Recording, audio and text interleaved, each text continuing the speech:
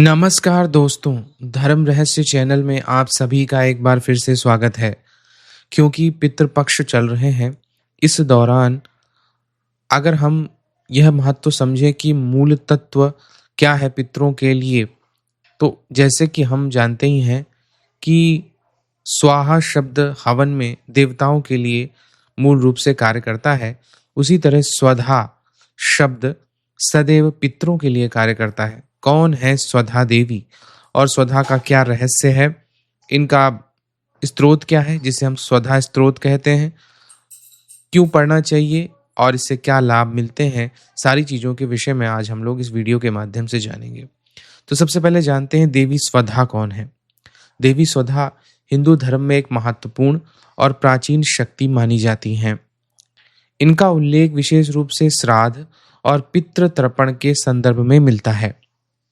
देवी स्वधा का अर्थ, स्वधा माने होता है स्व यानी स्वयं, धा मतलब धारण करना, जो स्वयं में धारण करती हैं आत्मा और पितरों को और उनको तो तृप्त करती हैं, वही स्वधा शक्ति होती हैं। इन्हें पितरों की शक्ति भी कहा जाता है क्योंकि बिना स्वधा के पितरों को तर्पण स्वीकार्य नहीं होता। इसीलिए पितरों को जब तर्पण किया जाता है तो स्वधा शब्द बोला ही जाता है। यजुर्वेद और ब्राह्मण ग्रंथों में स्वधा को देवियों में एक उच्च स्थान प्रदान किया गया है। जैसे देवताओं के लिए स्वाहा शब्द हवन में अर्पित किया जाता है, वैसे ही पितरों के लिए स्वधा उच्चारित करके तर्पण किया जाता है। देवी स्वधा का संबंध जो है विशेष रूप से पितृलोक से ही है। उन्हें पितरों की आहार प्रदात्री शक्ति कहा जाता है, यानी कि स्वधा के माध्यम से ही आहार पितरों को मिलता है।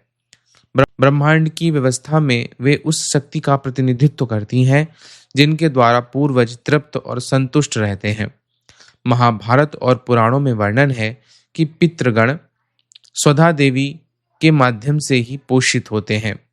शास्त्रों में उल्लेख किया गया है, जिसमें मनुस्मृति अध्याय 3:203 में कहा गया है, स्वाधाभ्याम पितरा तृप्तयन्ति स्वाहाभ्याम च देवो कसहा, अर्थात पितृ स्वधा से तृप्त होते हैं और देवता स्वाहा से।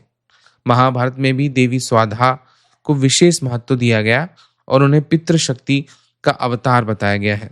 सरल शब्दों में देवी स्वधा वह दिव्य शक्ति है जो पितरों तक अन्न, जल, तर्पण और श्राद्ध के माध्यम से की जाने वाली सेवाओं को पहुंचाती हैं और इन्हें ही पितृलोक की पालन करती के रूप में जाना जाएगा और उन्हें जाना जाता है। तो इस प्रकार से आप समझ सकते हैं कि स्वाहा के बाद देवताओं को जैसा माना जाता है, उसी तरह पितरों के लिए स्वधा देवी बहुत महत्वपूर्ण है। और देवी दुर्गा सप्तशती में भी तुम स्वाहा तुम स्वधा तुम ही वषटकार स्वरात्मिका नाम से मंत्र आता है, यानी कि आप ही स्वाहा हैं, आप ही स्वधा हैं। तो इस हिसाब से देवी माँ के विभिन्न भिन्न रूप अलग अलग लोगों में रह के वहाँ की शक्तियों और सामर्थ्य को अपने नियंत्रण में रखते हैं। इसी तरह स्वाहा देवी भी हैं। तो इस स्वाहा स्त्रोत को कैसे पढ़ा जाता है, पहले मैं इसका हिंदी अर्थ आपको बता दूंगा और इसकी संस्कृत भजन को मैंने आप लोगों के लिए बनाया है, उसे आप इस हिंदी अर्थ के बाद अवश्य सुने ताकि आपको लाभ प्राप्त हो और इससे आप पितरों को हर प्रकार से तृप्त कर सकते हैं। पितरों के लिए यह स्रोत बहुत ही अच्छा उत्तम माना जाता है। पितरों का कल्याण होता है इससे और साधक का भी कल्याण होता है।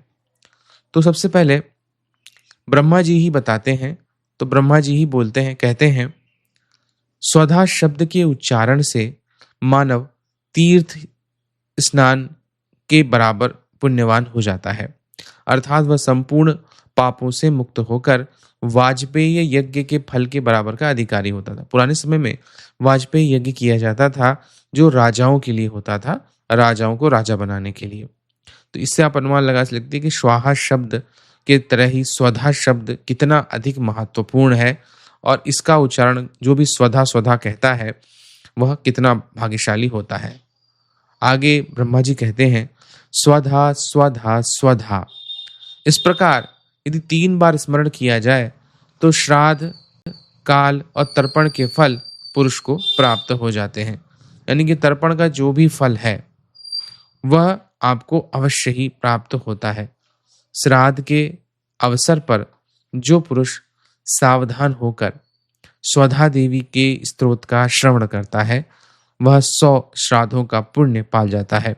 इसमें कोई भी संशय नहीं है, क्योंकि श्राद्ध के अवसर पर जो पुरुष सावधान होकर देवी के स्तोत्र को श्रवण करता है, याद करता है, उससे अनेक प्रकार के लाभ देखने को मिलते हैं। ब्रह्मा जी कहते हैं, जो मानव स्वधा स्वधा स्वधा इस पवित्र नाम का त्रिकाल सध्या पाठ करता है, उसमें विनीत, पवित्रता और प्रिय पत्नी की उसे प्राप्ति होती है। सद्गुण संपन्न पुत्र का उसको लाभ मिलता है। यानी कि तीन संध्याएं होती हैं, यानी कि सुबह वाली, शाम वाली और रात के 12 बजे वाली। तो तीनों संध्या के समय जो भी स्वधा स्वधा स्वधा कहता है उसको जो प्रिय पत्नी और सुंदर पत्नी प्राप्त होती है और सद्गुण संपन्न पुत्र उसको प्राप्त होता है। देवी तुम पितरों के लिए प्राण तुल्य, ब्राह्मणों के लिए जीवन रूपिणी, तुम्हें श्राद्ध की अधिष्ठात्री देवी कहा जाता है।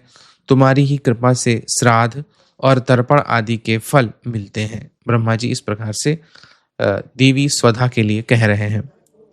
आगे कहती हैं, तुम पितरों की तुष्टि, द्विजातियों की प्रीति, गृहस्थों की अभिवृद्धि के लिए मुझ ब्रह्मा के मन से निकलकर बाहर आइए और सबका कल्याण कीजिए। इस प्रकार देवी जो है कल्याण करती हैं वहां से प्रकट होकर के।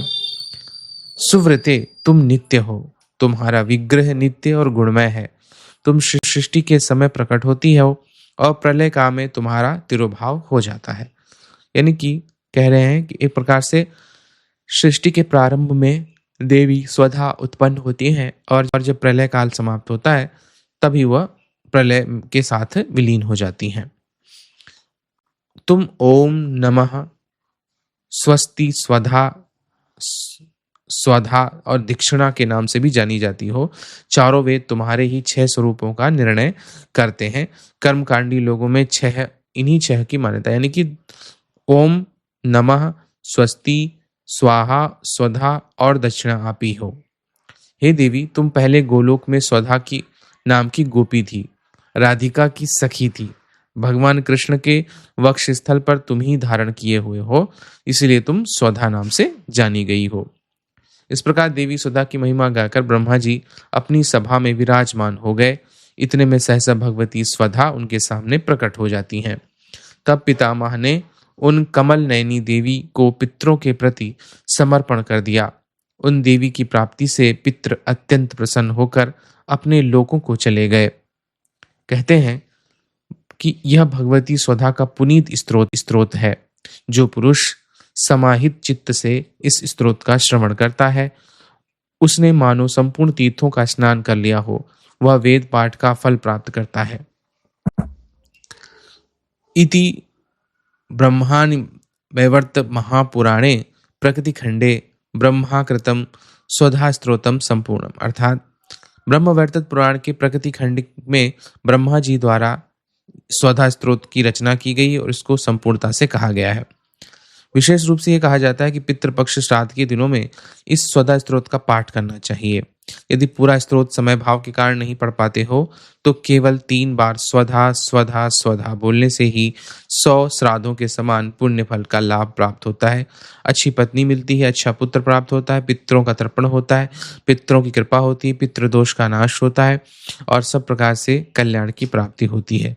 तो इस प्रकार से आपने आज जाना कि किस प्रकार से यह बहुत महत्वपूर्ण स्त्रोत है। अब सुनिए इस भजन को, इसी स्त्रोत को संस्कृत में, जिसका हिंदी अर्थ मैंने बताया था। आप सभी का दिन मंगलमय हो। जय मां पराशक्ति। ब्रह्मोवाच स्वधोच्चारण मात्रेण तीर्थस्नायी भवेन्नरः मुच्यते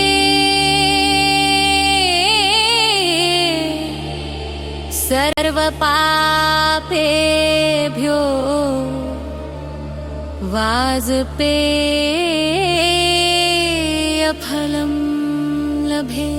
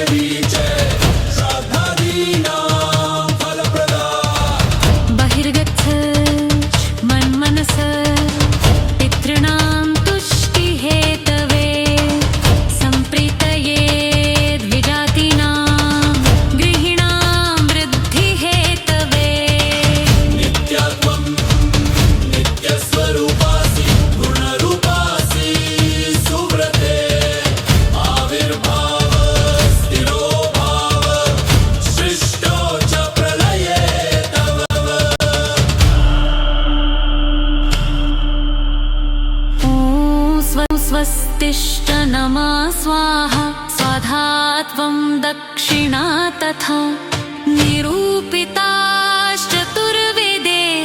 षट्प्रशस्ताश्च कर्मिणाम्।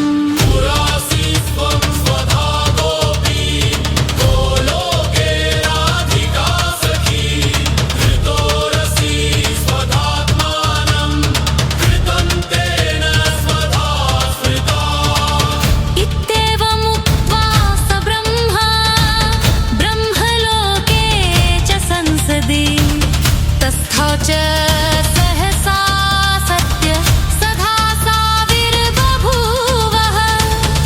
तदा पितृप्रदत्तामेव